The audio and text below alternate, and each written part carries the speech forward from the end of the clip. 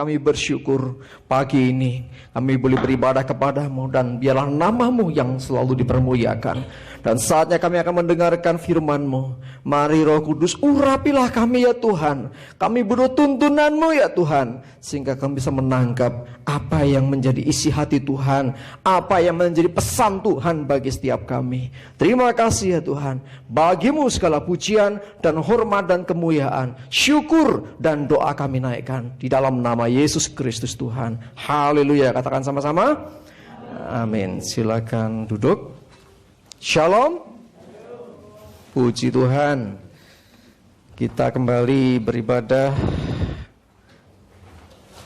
Berapa waktu kita bicara tentang menjadi seorang yang dewasa rohani.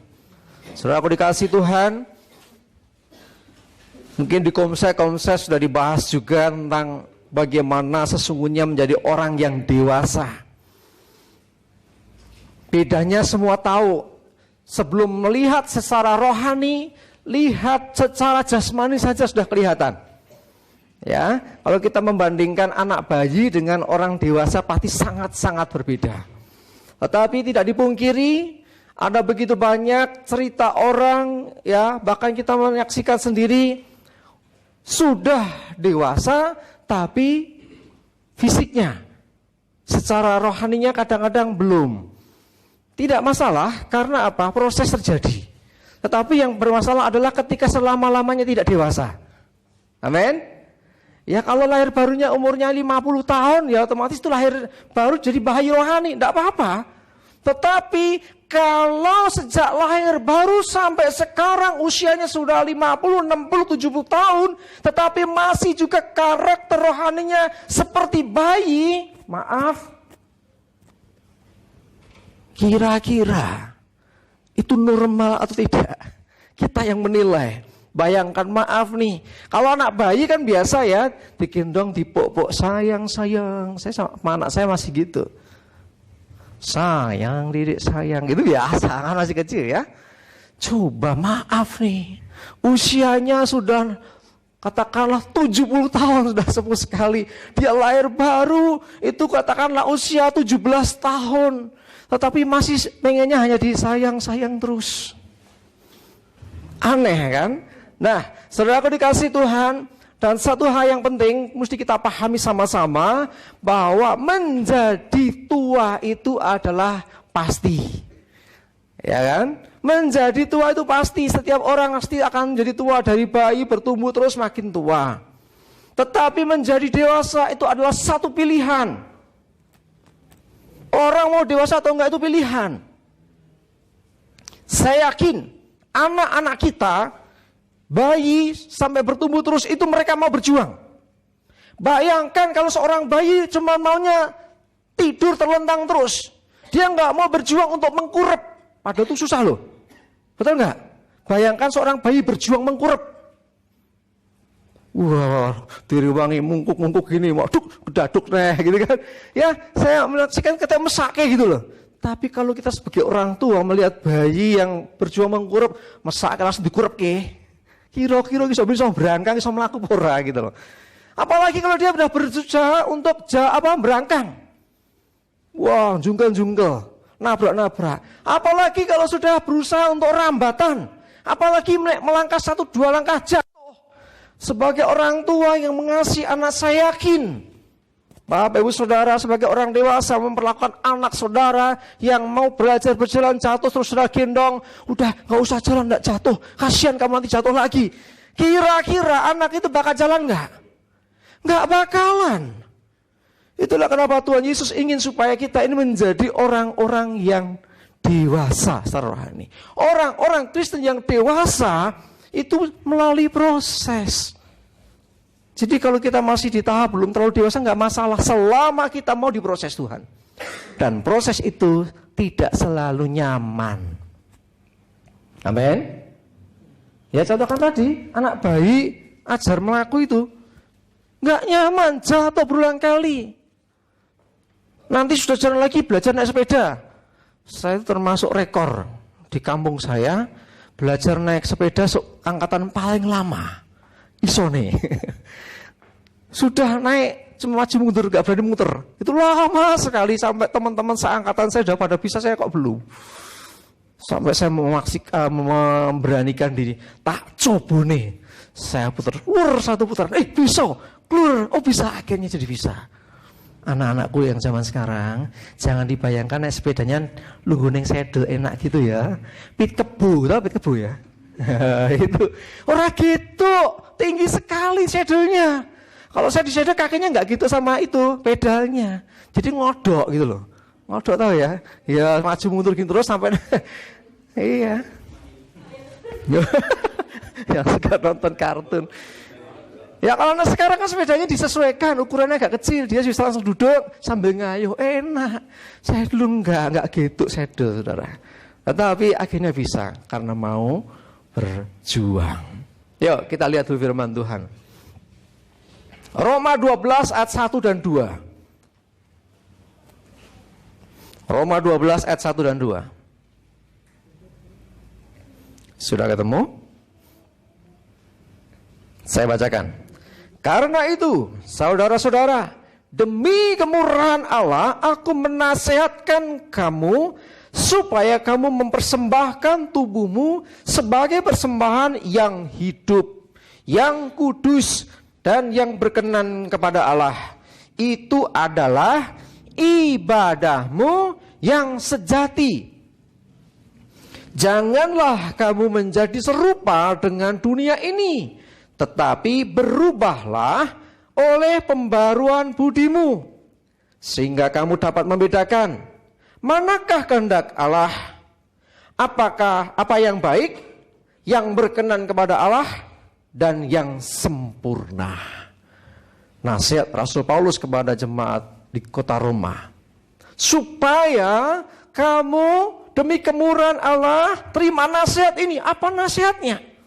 Ingat, yang bisa menerima nasihat untuk perkara yang sebesar ini tentu bukan anak-anak. Aku menasihatkan kamu supaya kamu mempersembahkan tubuhmu sebagai persembahan yang hidup, yang kudus, dan yang berkenan kepada Allah. Itu ibadahmu yang sejati. Ibadahmu yang sejati bukan sekedar engkau datang ke gereja. Ibadahmu yang sejati bukan sekedar engkau memberikan persembahan, buka dompet, masukkan persembahan. Tuhan gak minta hanya segitu, tapi hidupmu. Saudaraku, kalau bicara tentang mempersembahkan, gambarannya gini loh. Saya punya handphone, saya mempersembahkan itu memberikan. Saya nggak bilang bisa saya persembahkan, nanti diminta nih. Ini contohnya. Saya mempersembahkan, saya serahkan. Ketika HP ini saya serahkan, berarti dia sudah berpindah tangan. Saya nggak pegang lagi. Kalau saya persembahkan tapi tak gondeli terus, itu namanya belum dipersembahkan. Ijek tak kuasai. Kalau firman Tuhan berkata, supaya kamu mempersembahkan tubuhmu, artinya tubuhmu bukan dalam kendalimu lagi. Amin. Gampang wangel lagi. Angel. Karena kita manusia seringkali masih punya yang namanya kehendak, jiwa, keinginan.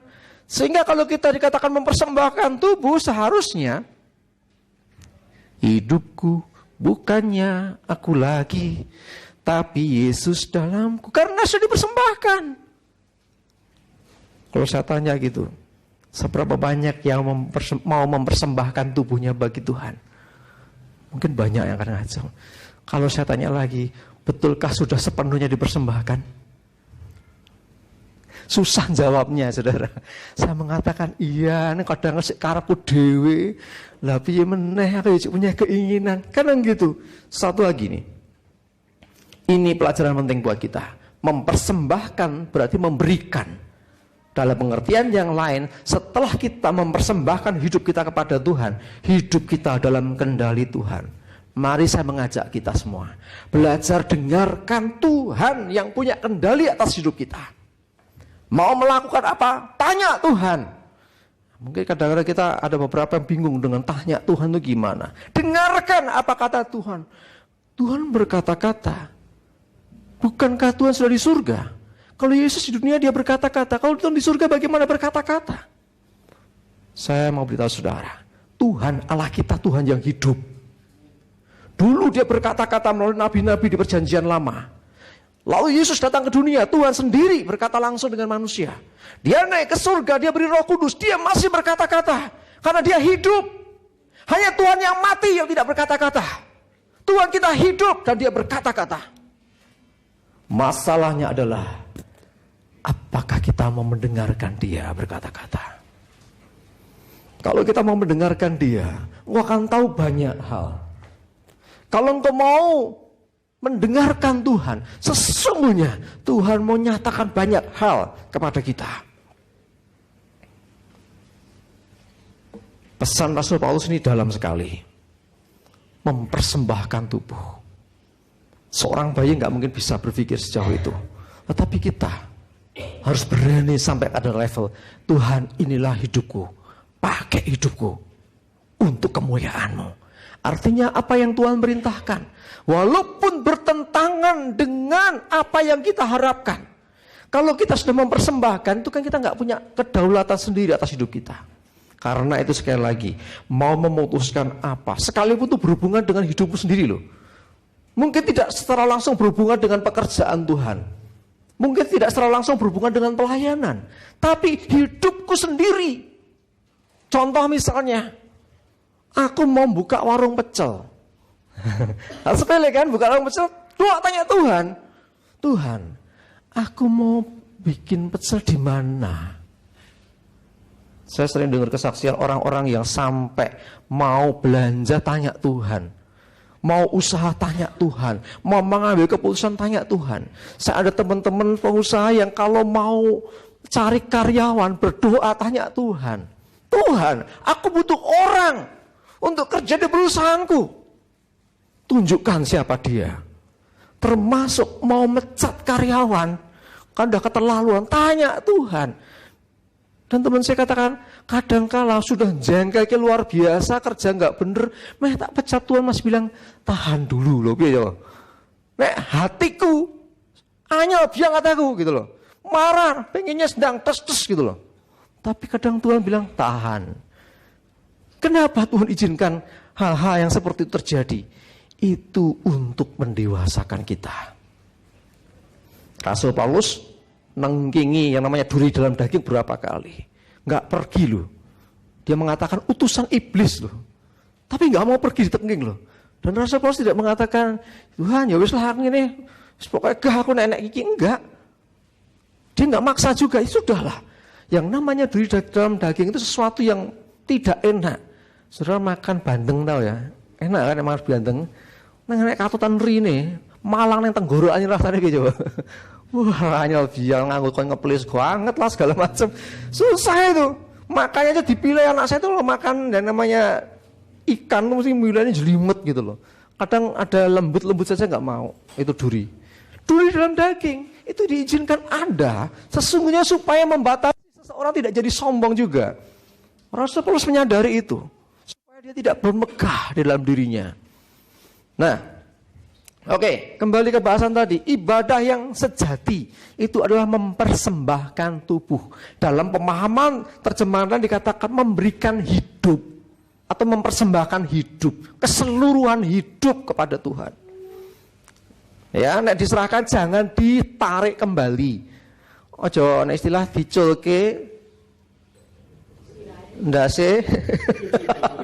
Kewan gitu, kenapa tidak ndaske? Cekal buntute, itu namanya nggak ikhlas. Ya, mempersembahkan. Zaman dulu itu loh, saya jadi ingat waktu di telepon umum itu ada yang dikasih teman saya selelean duit dibolong itu loh. Ting, lagi ting, ya, supaya berulang-ulang dia yang ngebel gratis, nakal gitu. Untung sekarang nggak ada lagi ya. Ya jadi bukan berarti kita sudah menyerahkan masih lagi ditarik, nggak boleh saudara. Artinya ayo sadari hidupku bukannya aku lagi. Masing-masing harus punya statement demikian. Hidup yang kuhidupi bukannya aku lagi tapi Yesus, karena Dia sudah bayar hidup kita. Yang berikutnya, perhatikan. Janganlah kamu menjadi serupa dengan dunia ini. Ya jelas kita nggak boleh sama dengan dunia ini. Dunia sedang menuju kepada kebinasaan. Dunia ya pengennya yang enak-enak, yang asik-asik. Yang di dunia ini loh ya. Tetapi kita harus sadari bahwa ada sesuatu yang lebih besar di atas sana. Perkara-perkara ilahi. Bukan hanya dunia. Kita tidak boleh sama, kita harus berani berbeda. Bedanya apa? Kita waktu dulu masih orang dunia sebelum bertobat dengan bertobat. Harus ada bedanya. Dulu kita mungkin suka marah-marah, suka berkata kotor, suka maki orang. Setelah kita bertobat harus beda. Teman kita mungkin masih, kita sudah enggak gitu lagi. Dulu sukanya mungkin berantem yang anak-anak muda, setelah tahu enggak lagi. Dulu suka hidup dalam dosa, sekarang memutuskan tidak lagi. Beda dengan dunia. Bukan kita meninggalkan dunia, tidak. Kita masih ada di sana, tapi kita harus jadi terang. Ya, jadi bukan dipengaruhi dunia, tetapi mempengaruhi dunia. Ya, terang itu kan mempengaruhi kan. Di tempat yang gelap ada cahaya, yang lainnya gelapnya mesti minggir. Di mana dia bersembunyi? Kalau saya bawa lampu, misalkan mati semuanya, saya bawa lilin depan saya. Saya yakin di depan lilin itu tidak ada gelap. Gelapnya akan ada di belakang saya. Dia akan sembunyi, dia nggak berani berhadapan dengan terang. Artinya,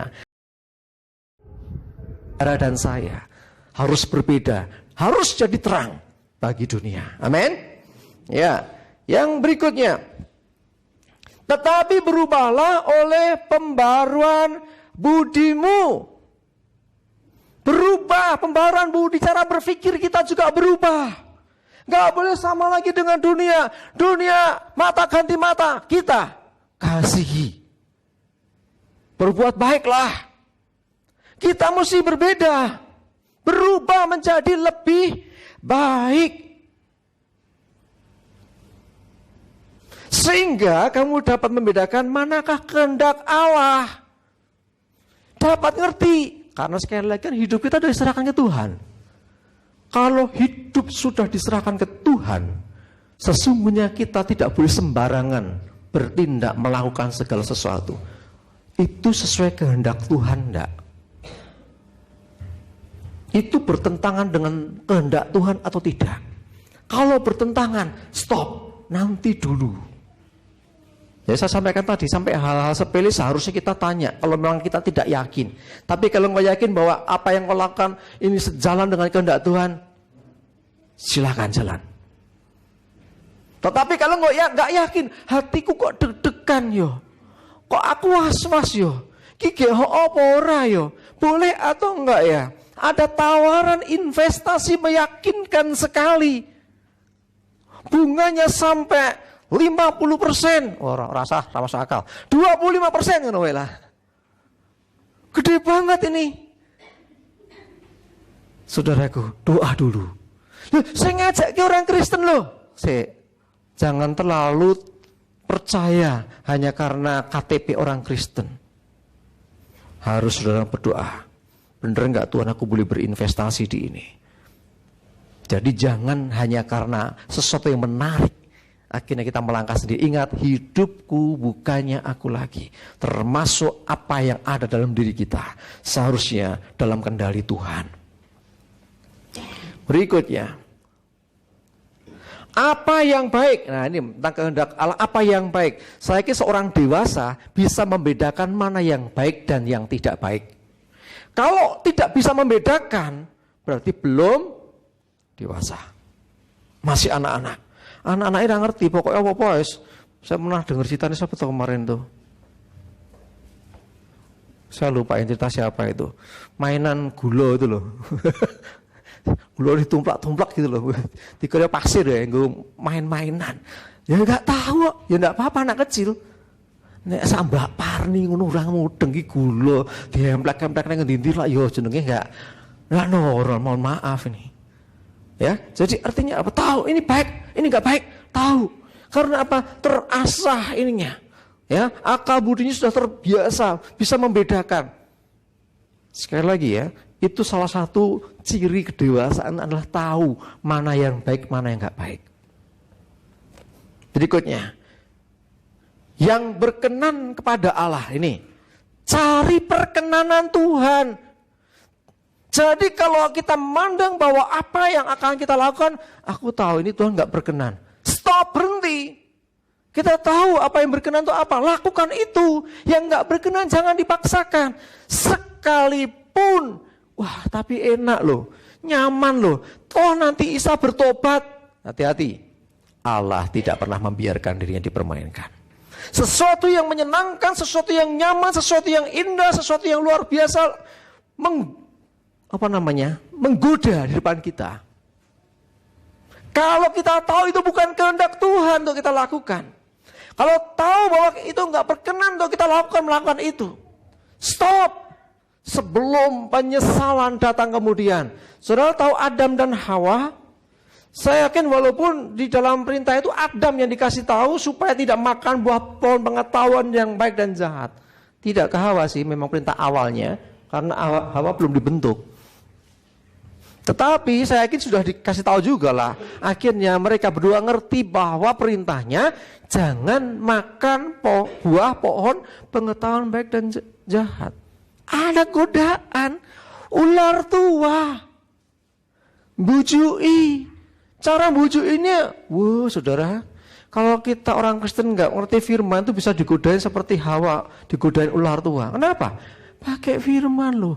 Bukankah Tuhan berfirman, semua buah di taman ini kau boleh makan, bukan? Dibalik firmannya. Oh enggak. Nah, berarti Hawa tahu kan?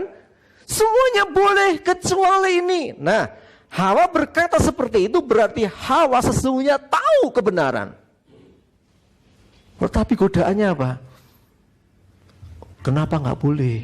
Oh, si Hawa bilang, kalau aku makan, aku mati. Sesungguhnya sekali-kali kamu tidak akan mati, tapi kamu akan menyamai seperti Allah yang Maha Tinggi. Lalu si Hawa mikir, wah kelihatannya indah nih, enak kayaknya, dan memberi manfaat. Manfaatnya apa? Jadi seperti Tuhan. Siapa sih yang pengen seperti Tuhan seperti itu sebelumnya? Lucifer. Ya kan? Dia ingin menyamai yang Maha Tinggi.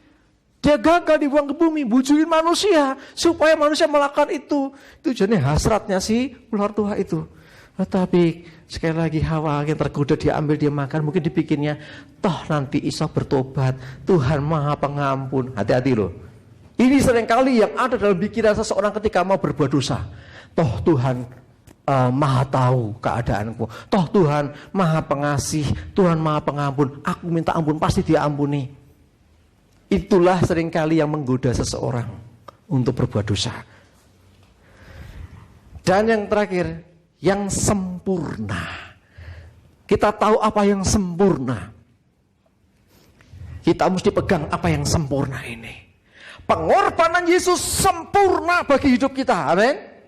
Sudah nggak perlu diragukan lagi, sudah nggak perlu digoyah lagi. Itu benar adanya dan sempurna. Jadi artinya sekali pengorbanannya untuk selama-lamanya. Firman Tuhan adalah sempurna.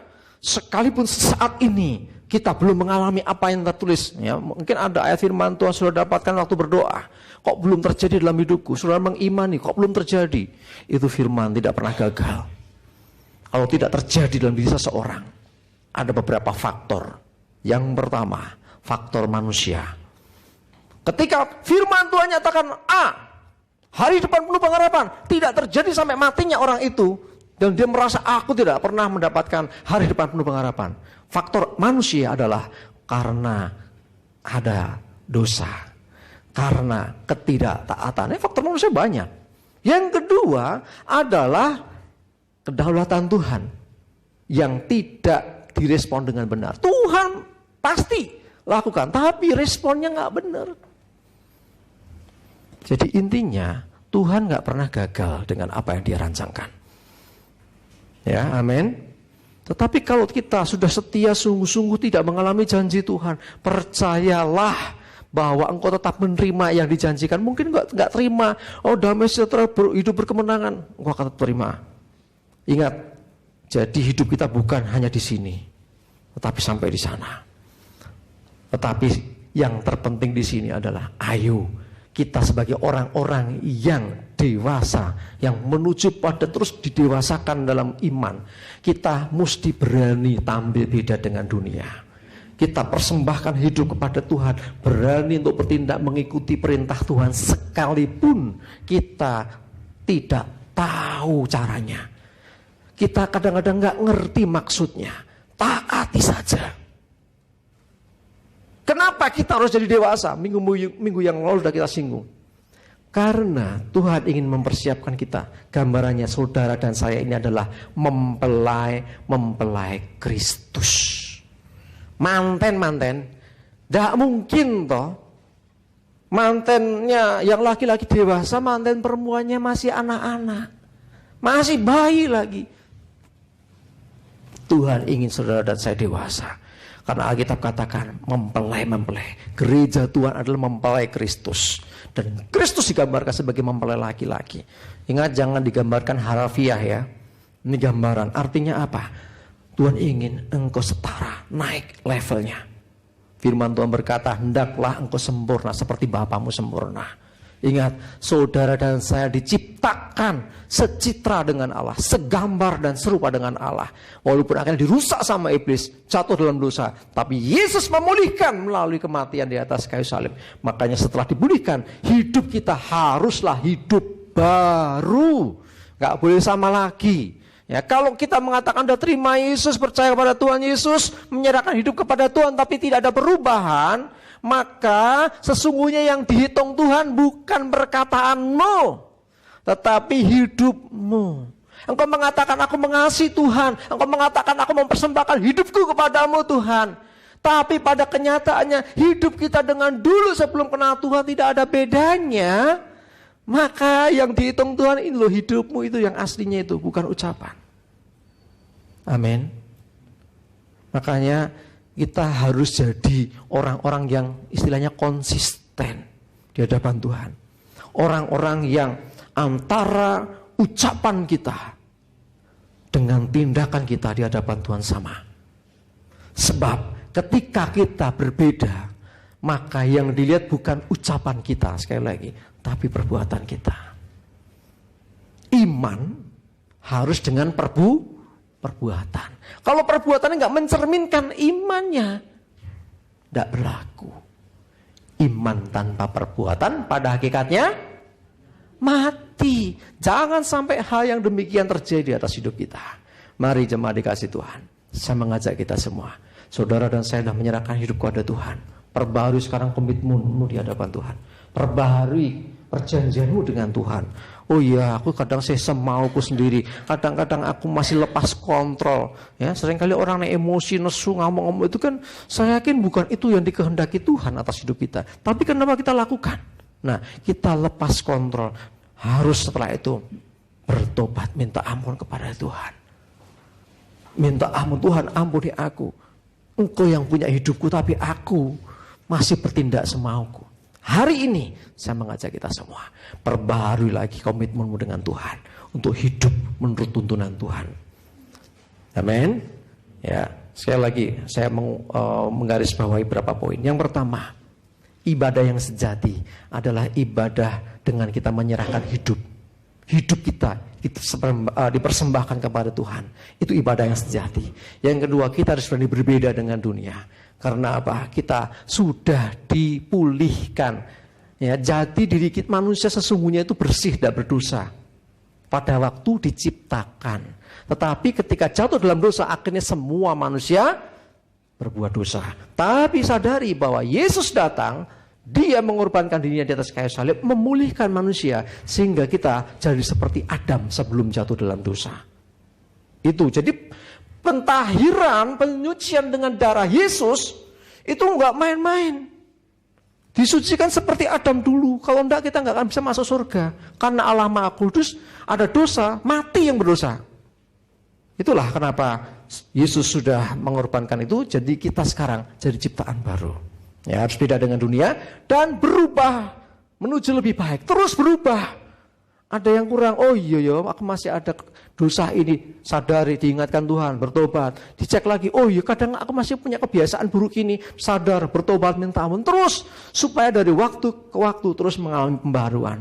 Sehingga kita dapat membedakan ya kehendak Allah. Apa yang baik, apa yang berkenan, dan yang sempurna. Ya, kejar kesempurnaan yang dari Tuhan. Lakukan segala sesuatu dengan kita senantiasa ada dalam pimpinan Tuhan. Amin. Kita tundukkan kepala sama-sama. Terima kasih Tuhan, firman-Mu sudah diberitakan. Biarlah Roh Kudus yang menolong kami menangkap pesan Tuhan ini. Sehingga apapun Tuhan yang kami kerjakan, yang kami lakukan, tidak bertentangan dengan kehendak-Mu. Karena sesungguhnya ketika kami menyerahkan hidup kami, mempersembahkan tubuh kami di hadapan-Mu, sesungguhnya Engkau-lah yang punya kendali atas hidup kami. Ampuni kami Tuhan, karena kami masih bertindak menurut pikiran kami sendiri. Seringkali kami masih berbuat sekehendak hati kami sendiri. Kami berbuat menurut kemauan kami tanpa kami berdoa minta pimpinan Tuhan, tanpa berdoa menanyakan terlebih dahulu kepada Tuhan. Ampuni kami Tuhan. Dan hari ini Tuhan, kami perbaharui hidup kami di hadapan Tuhan. Komitmen kami, covenant kami, perjanjian kami, bahwa kami sudah ditebus, kami menjadi milik Kristus. Hidupku bukannya aku lagi, tapi Engkau yang berkuasa ya Tuhan. Terima kasih ya Tuhan. Biarlah firman-Mu ini Tuhan meneguhkan kami, untuk kami hidup semakin berkenan di hadapan Tuhan, dan semakin dewasa dari waktu ke waktu. Terima kasih ya Tuhan, kami bersyukur. Biarlah kemuliaan-Nya bagimu. Di dalam nama Tuhan Yesus Kristus. Haleluya. Amin.